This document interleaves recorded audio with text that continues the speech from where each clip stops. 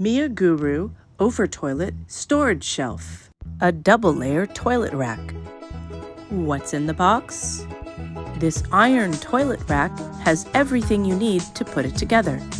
The step-by-step instructions are very detailed with all of the illustrations.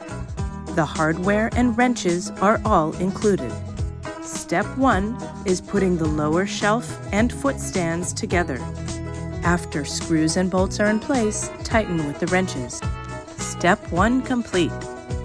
Pay attention to how the foot stands line up. Step 2. Attach the shelf connecting pieces. There's one on the left and one on the right.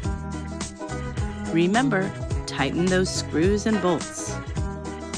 Step 2 complete. This is a very sturdy connection. Step 3 is attaching the upper shelf.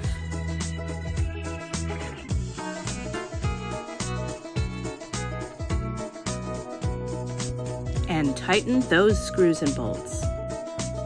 Step 3 is complete. The shelf is now built. You can decide where to place the hooks and toilet roll holder. This is an easy step.